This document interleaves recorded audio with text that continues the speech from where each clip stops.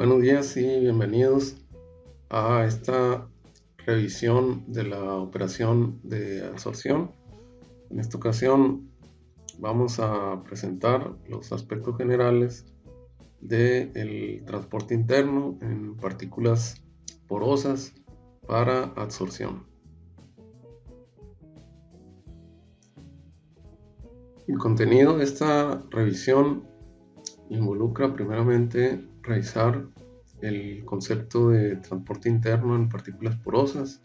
Posteriormente vamos a realizar el balance de masa de un soluto en el interior de una partícula porosa. Después vamos a observar que el parámetro que expresa la rapidez con la cual se transfiere la masa en el interior de una partícula porosa es el coeficiente de difusividad efectiva, y vamos a ver una ecuación para su cálculo. Y finalmente vamos a plantear un ejercicio para determinar ese coeficiente de difusividad efectiva en partículas porosas. Cuando revisamos el concepto de transporte externo, vimos que cuando se lleva a cabo la absorción de un soluto, esta sustancia tenía que vencer varias resistencias o llevar a cabo varios pasos para poder llegar al sitio de absorción. Decíamos que una molécula del soluto que se encontrara en la fase fluida, la cual tenía que llegar hasta el sitio de absorción para quedar adherida en la superficie del poro del absorbente, inicialmente tenía que llegar hasta una parte externa de la película que se encontraba alrededor de la partícula porosa y en la cual existían gradientes de concentración. Esa película nos representaba el transporte externo.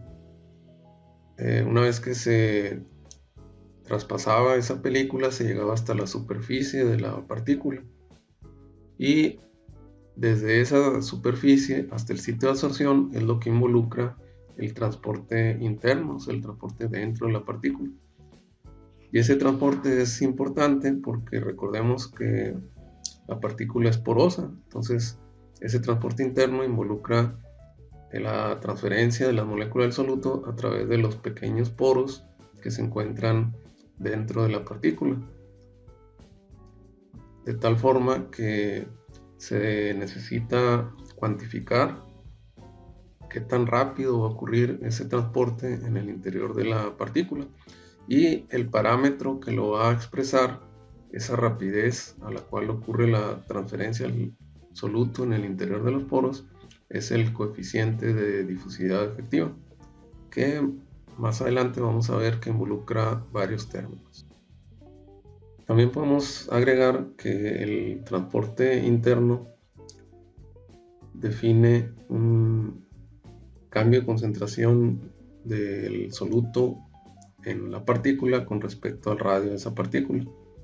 Ese cambio de concentración o perfil de concentración del soluto con respecto a la dirección radial queda representado en esta gráfica.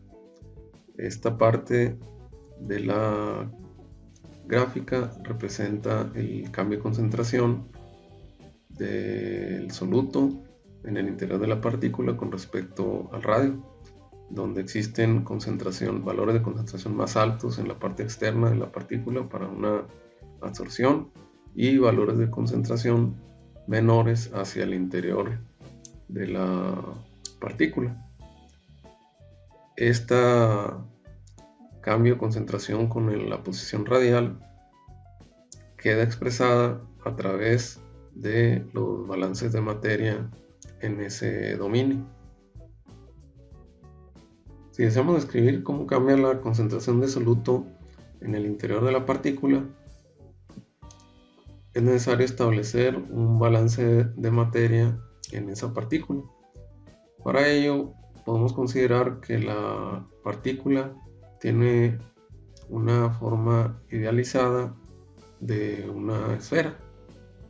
en la cual no existen gradientes angulares de concentración, únicamente gradientes radiales. Por lo tanto, sería necesario establecer una dimensión radial representada aquí por la letra R minúscula, que en el origen de la esfera, en el centro, tendría un valor de 0, y en la parte externa, en la superficie, tendría un valor de R mayúscula.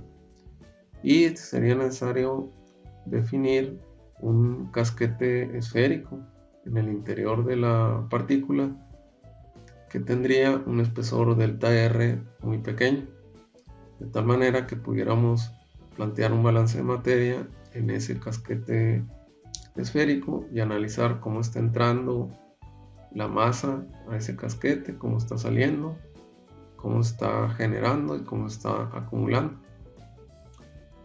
En esta figura de la derecha estaríamos representando un corte en 2 dimensiones de esa partícula esférica. Entonces aquí podemos observar que la dirección R minúscula es la dirección radial.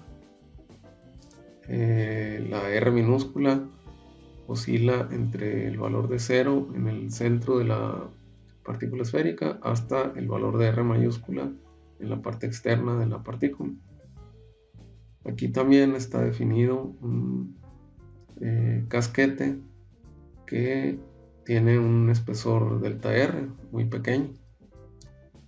Entonces, en una operación de adsorción, el soluto va a tener concentración alta en la parte externa de la partícula y una concentración baja en la parte interna. Por lo tanto, el gradiente de concentración va a ir en esta dirección, al igual que la transferencia de masa.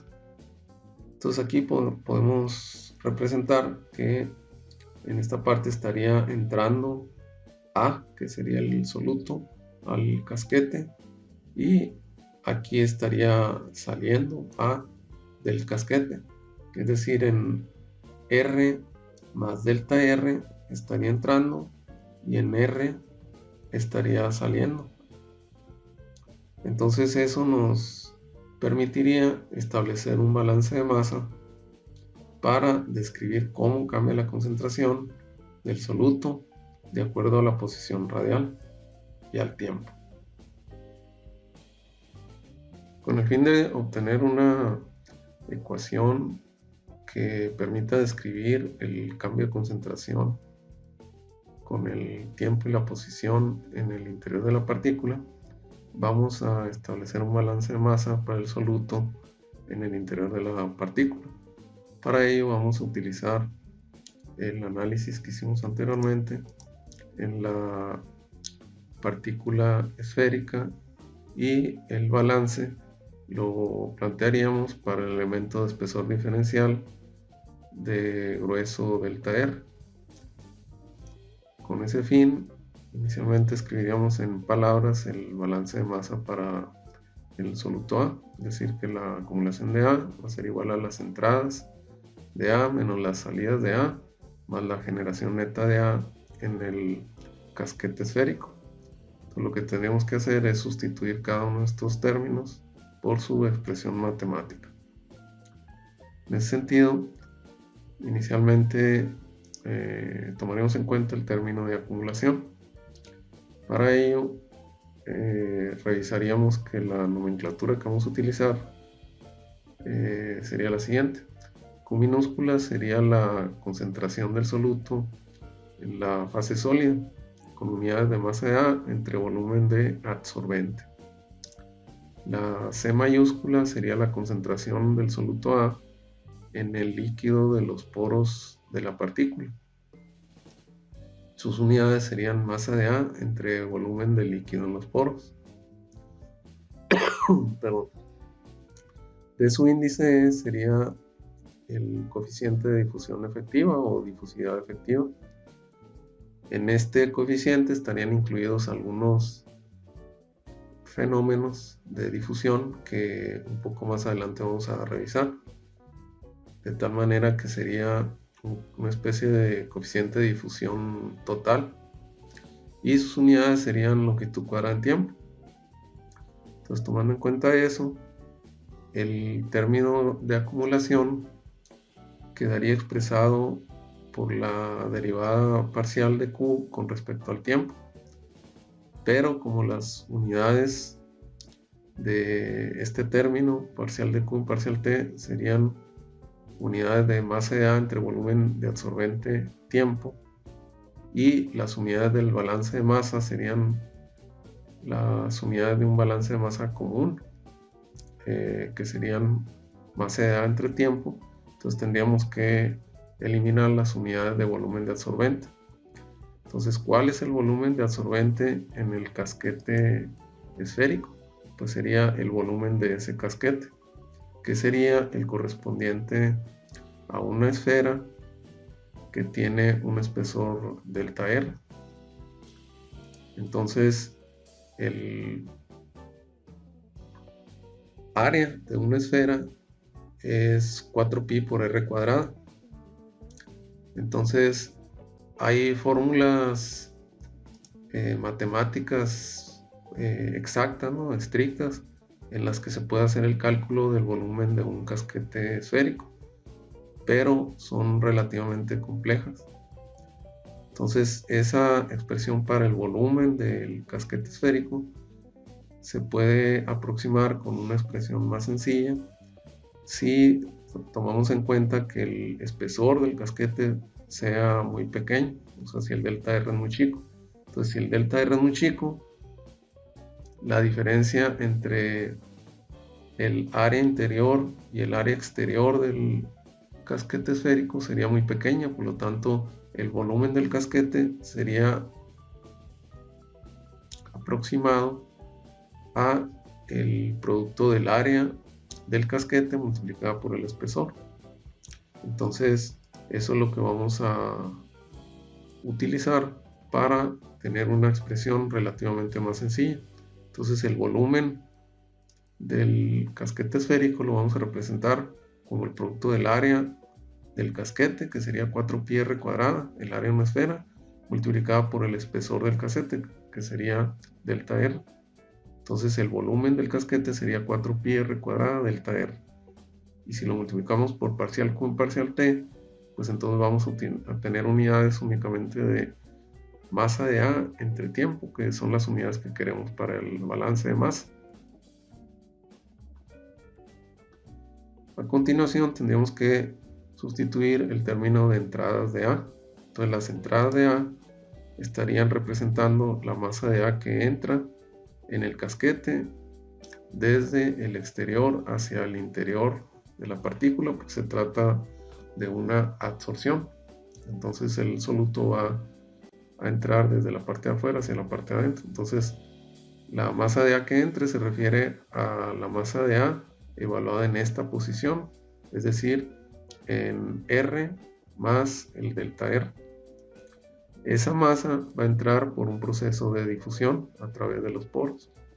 Por lo tanto, la masa que esté entrando, el término de entrada de A, tiene que ser sustituido por un flux difusivo de A. Para ello utilizaríamos la primera ley de Fick,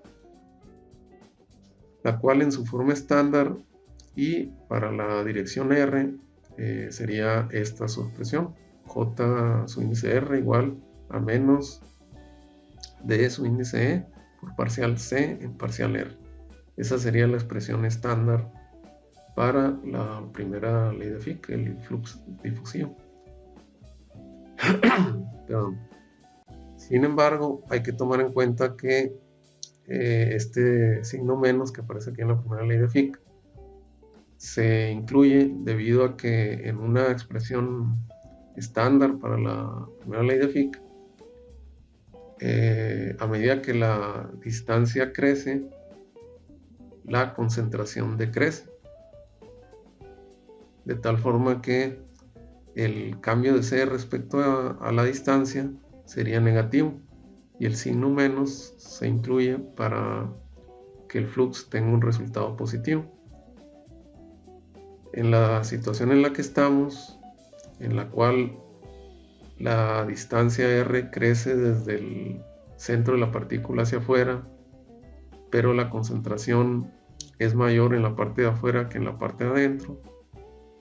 Eso significa que a medida que R decrece, la concentración también decrece, por lo tanto el sentido de crecimiento de las dos dimensiones, el radio y la concentración, cambian en la misma proporción y en la misma dirección.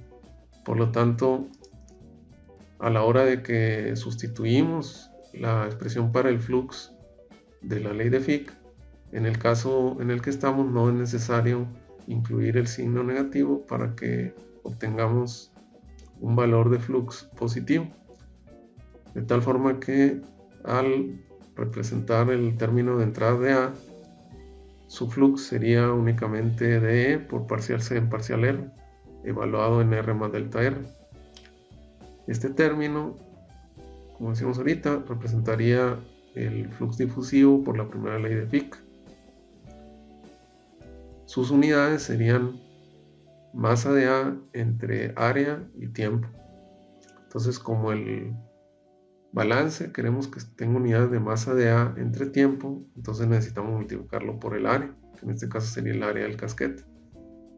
Como este es el término de entrada, el cual se está evaluando en R más delta R, entonces debemos de multiplicarlo por el área del casquete, que sería 4pi r cuadrada, el área de una esfera, evaluado en R más delta R.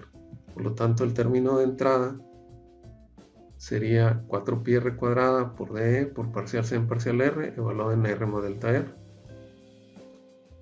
Entonces ahora pasaríamos al término de salida.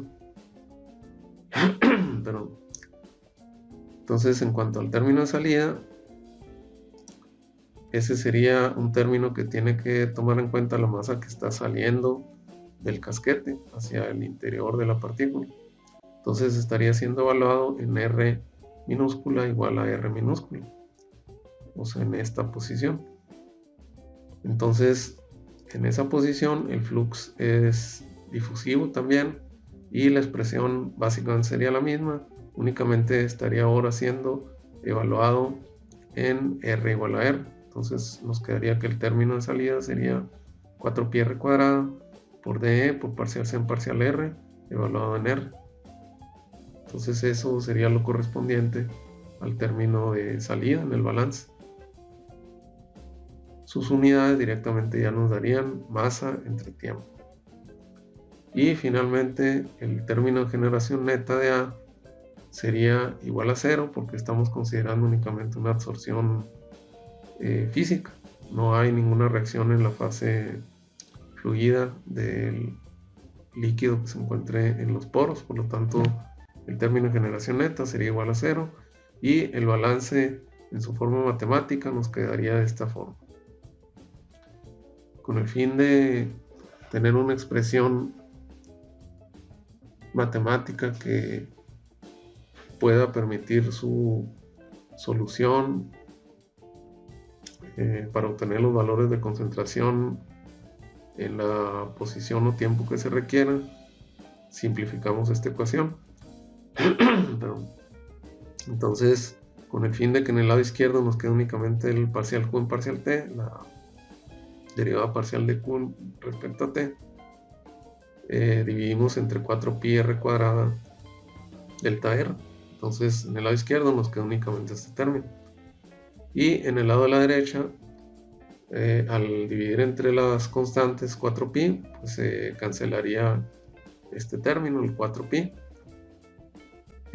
No podemos cancelar este r cuadrada con este r cuadrada porque aquí está siendo evaluado en r más delta r, por lo tanto tenemos que dejar afuera los términos estos que dependen de r. Entonces nos quedaría 1 sobre r cuadrada delta r y en el interior nos quedaría r cuadrada de E por parcial C en parcial R y evaluados en R más delta R. En este caso la D sub índice E es el coeficiente de difusión efectivo, como decíamos anteriormente, el cual es una constante y que vamos a sacar posteriormente de este corchete.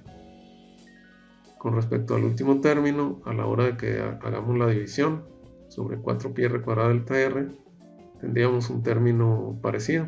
Entonces el término 1 sobre delta R cuadrada también nos quedaría multiplicando este término, que es R cuadrada de parcial C en parcial R evaluado en R. Y estaríamos de esa manera empezando a formar un término que pudiéramos expresar como una derivada más adelante.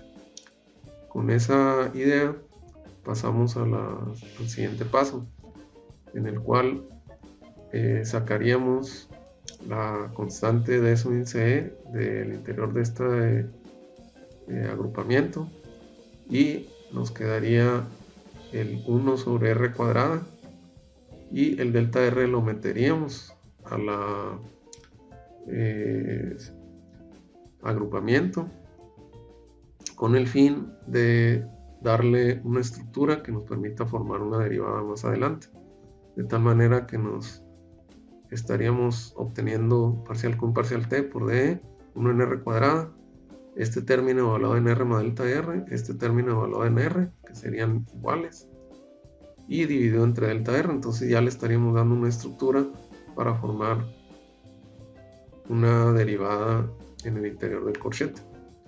Entonces, si el espesor del casquete esférico es muy pequeño, o sea, si delta R tiende a 0, pues entonces esto sería la expresión de una derivada. Por lo tanto, nos quedaría en el lado derecho de su índice E, que multiplica a 1 en R cuadrada, y en el interior del corchete estaríamos formando una derivada. Entonces sería la derivada respecto a R de R cuadrada parcial C en parcial R, de tal forma que de manera condensada estaríamos obteniendo una ecuación diferencial para Q y para C.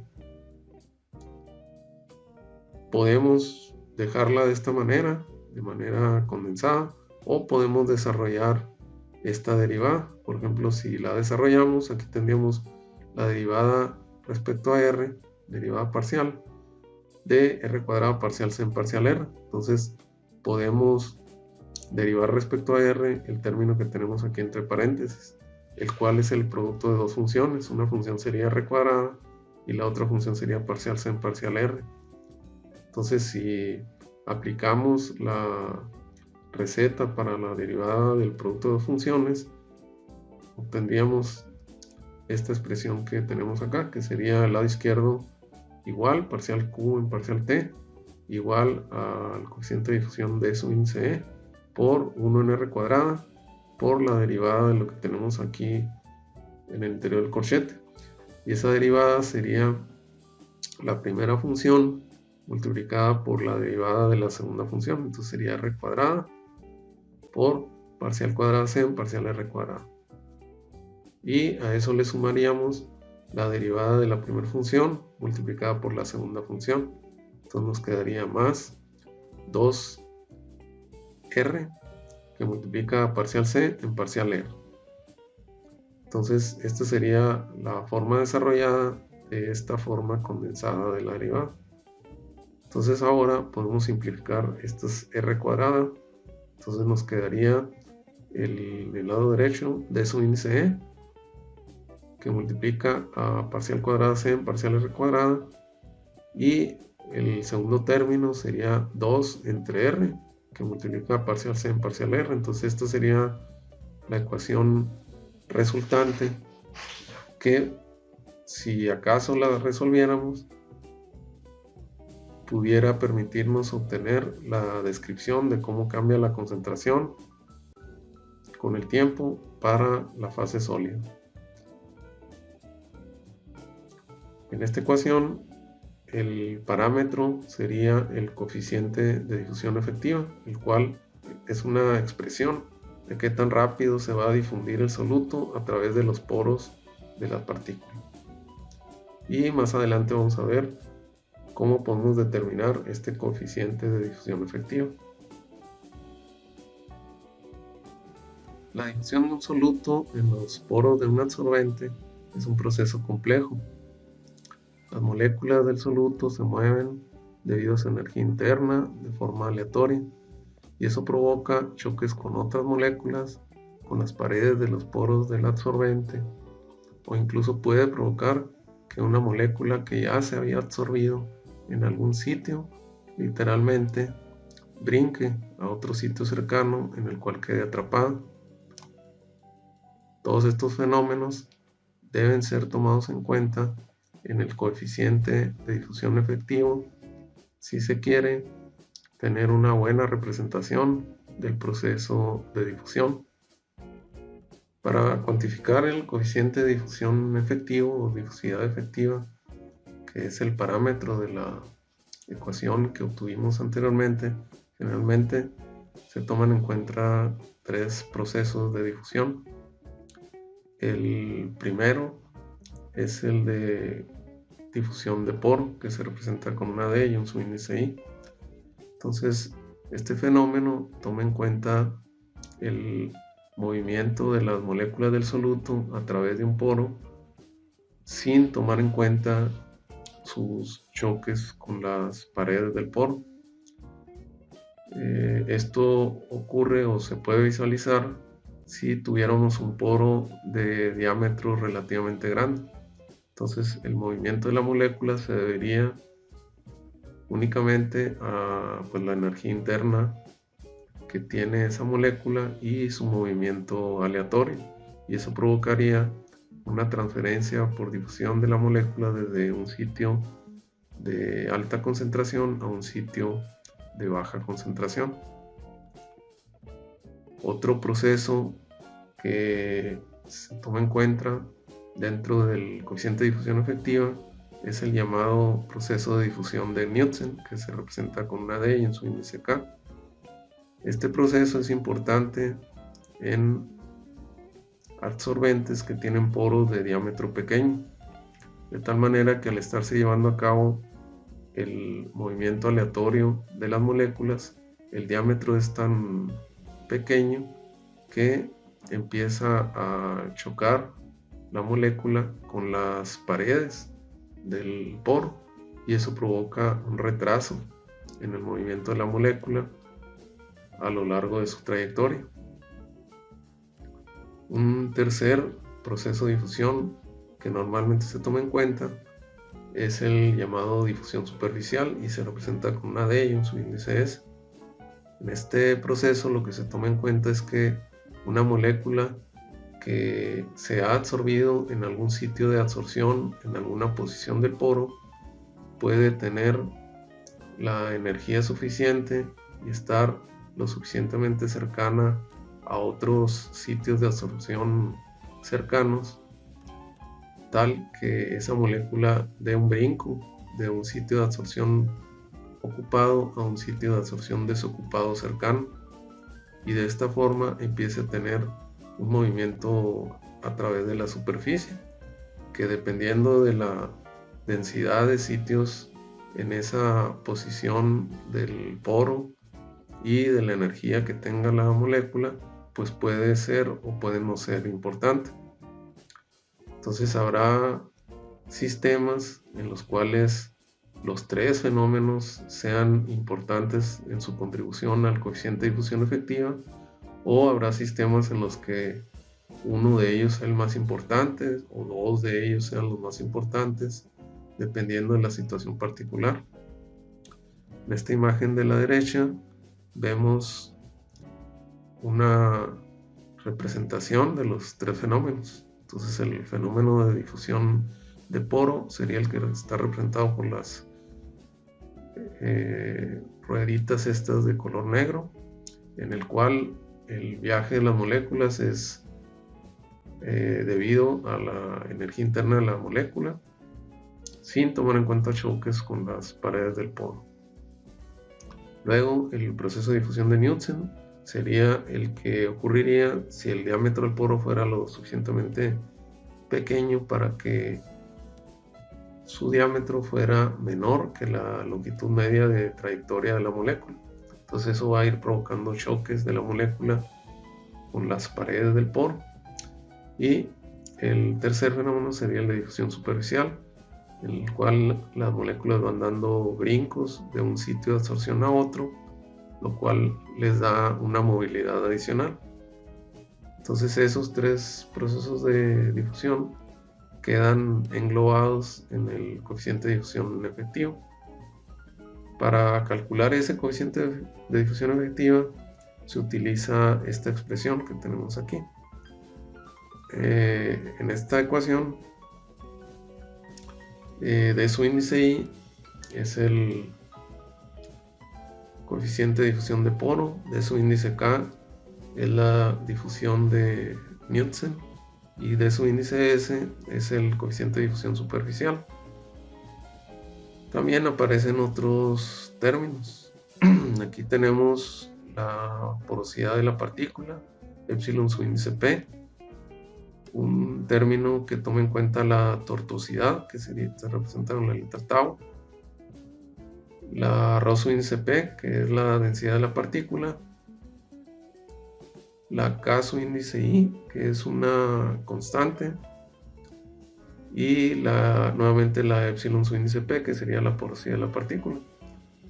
Las unidades de este coeficiente de difusividad efectiva son las unidades estándar de un coeficiente de difusión, o sea, longitud cuadrada en tiempo.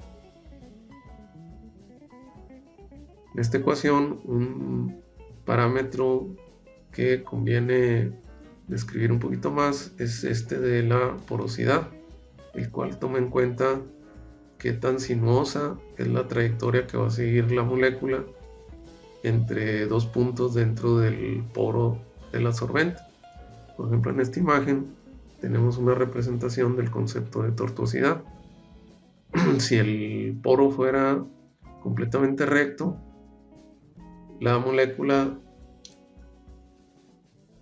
viajaría una trayectoria desde un punto 1 a un punto 2 relativamente corta. En cambio, si tenemos un poro muy tortuoso, o sea que sea muy sinuoso, la longitud o la distancia que tiene que viajar desde un punto 1 a un punto 2 es mucho mayor. Entonces el coeficiente de tortuosidad toma en cuenta la relación entre la distancia real que recorre esa molécula respecto a la distancia más corta que hay entre esos dos puntos. Entonces ese cociente viene estando representando por el parámetro de tortuosidad. Entonces, si deseamos hacer el cálculo del coeficiente de difusión, tenemos que obtener todos estos parámetros para su determinación. Aquí tenemos la notación formal a utilizar en la ecuación que vimos hace un momento para el cálculo de la difusión efectiva. Estas nomenclatura ya la definimos anteriormente, lo que son los coeficientes de difusividad de poro, de su índice I, el de su índice K, el de su índice S, el epsilon su índice P, la tau, la K su índice I. Pero además tenemos que, si deseamos determinar el valor de la difusividad de alguno de estos casos, pues tenemos que tener disponible la ecuación correspondiente, por ejemplo para el caso de la difusividad superficial, y si se trata de un adsorbato de tipo no polar, la ecuación que se puede utilizar es esta que tenemos anotada aquí. En esta ecuación, que es una ecuación de tipo Arrhenius, es importante tomar en cuenta que este término corresponde al calor de absorción que esté liberándose o absorbiéndose durante el proceso. En caso de que sea un calor que se esté liberando, este término sería negativo. Por lo tanto, si se tiene que ese valor es negativo, al multiplicarlo por este signo negativo, pues nos daría positivo, y al multiplicarlo por el signo menos antes del punto 45, tendríamos que el numerador sería un valor negativo. Además, el parámetro m toma en cuenta si se trata de un adsorbente de tipo aislante de calor o de un absorbente de tipo conductor de calor. Entonces, dependiendo de las características de ese absorbente, el valor de esta constante sería 1 o sería 2. R es la constante de los gases ideales y T mayúscula sería la temperatura absoluta en grados Kelvin. Entonces, para determinar el valor de la constante de difusividad efectiva deben utilizarse las dimensiones que están representadas en esta tabla. Con el fin de realizar el cálculo del coeficiente de difusividad efectiva para un caso específico, se plantea este ejercicio para su solución por parte de los estudiantes. Este ejercicio no es para entregar. El enunciado dice lo siguiente: se estudió la absorción de propano en helio sobre un absorbente de sílica poroso de 1 milímetro de diámetro de partícula, con una densidad de partícula de 1.13 gramos por centímetro cúbico, porosidad de 0.486, radio promedio de poro de 11 angstroms y una tortuosidad de 3.35. A 100 grados centígrados, la difusión en los poros es controlada por difusión superficial y de Knudsen, es decir, la difusividad de poro tiene un valor exageradamente grande. Se pide determinar el valor de la difusividad efectiva. Otros datos disponibles son el calor de absorción, que tiene un valor de menos 5.900 calorías por mol. La constante de isoterma lineal es 19 centímetros cúbicos por gramo. Considere que la sílica es un absorbente de tipo aislante de calor. Para propano, la difusividad de Knudsen está dada por D su índice K igual a 4850 por D su índice P por T sobre M elevado a la 1 medio, y las unidades resultantes van a ser centímetro cuadrado sobre segundo, donde D su índice P es el diámetro de poro en centímetros, T mayúscula es la temperatura absoluta en grados Kelvin y M mayúscula es igual al peso molecular de soluto en gramos sobre gramo mol. Para resolver este ejemplo, lo que se necesita es aplicar la ecuación para cálculo de difusividad efectiva, tomando en cuenta las consideraciones respecto a los valores de los coeficientes de difusividad de poro, difusividad de Knudsen y difusividad superficial expresados en el enunciado, y utilizar los valores de parámetros establecidos en el enunciado. Si deseas consultar los resultados del ejemplo anterior, una vez que ya hayas terminado de elaborarlo, puedes hacerlo escaneando este código QR utilizando tu celular o tu tableta con conexión a internet. Esto fue todo en nuestra revisión de transporte interno en adsorbentes. Gracias por su atención y continuamos en la próxima sesión.